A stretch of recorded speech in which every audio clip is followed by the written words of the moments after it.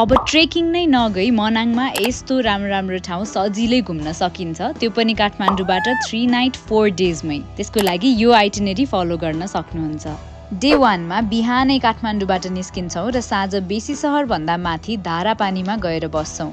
बाटोमा स्याङ्गे झरना, अक्टोपस झरना अनि अरू पनि टन्नै झरना हेर्दै आउन सकिन्छ। धारापानीमा बस्न खानको लागि राम्रो व्यवस्था रहेको छ। होटेलबाटै यस्तो राम्रो रिभर भ्यू पनि देखिन्छ अनि एक्लामेटाइज गर्न पनि ठिक्क हुन्छ।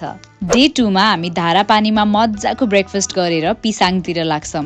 त्यहाँ पुग्नभन्दा अगाडि भ्राताङमा रहेको एप्पल फार्म भिजिट गर्न सकिन्छ। यहाँको फ्रेस एप्पल्स ट्राई गर्न चाहिँ नछुटाउनुहोला। त्यसपछि हामी सिधै पिसाङको यस्तो राम्रो होटेलमा पुगेर हिमालको भ्यू हेर्दै लन्च गर्न सक्छौँ। लन्चपछि त्यही नजिक रहेको ग्रिन लेकमा जाँदा त हेभेनमै गएको जस्तो फिल हुन्छ।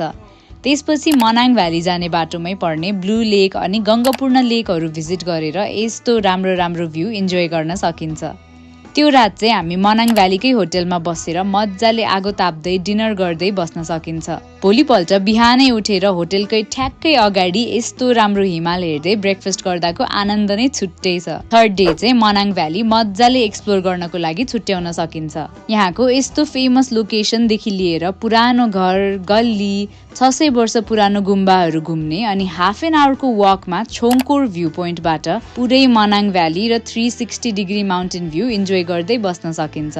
त्यो नाइट तपाईँ मनाङ भ्यालीमै बसेर भोलिपल्ट आइस लेक जानको लागि अझै 2 to 3 डेज एक्स्ट्रा लिएर तिलिचो लेक जाने प्लान गर्न सक्नुहुन्छ। हामी चाहिँ ट्रेकिङ नगर्ने भएकोले त्यो रात पिसाङमा बस्ने डिसाइड गर्यौँ, किनभने यहाँको भाइब इज अनम्याचेबल। बस्ने रुम्सदेखि लिएर खाना, भ्यू सबै मजाको छ। त्यसपछि भोलिपल्ट ब्रेकफास्ट गरेर पिसाङबाट काठमाडौँ फर्किन सकिन्छ। यसरी 3 नाइट 4 डेजमा हामी धेरै नहिँडी सजिलै मनाङ भ्यालीको यस्तो राम्रो ठाउँ घुमेर फर्कियौँ। यो होल ट्रिपको प्याकेज या त होटेल्सको स्टेको लागि चाहिँ हिप्पी स्टेबाट बुक गर्न सक्नुहुन्छ for a hassle free travel.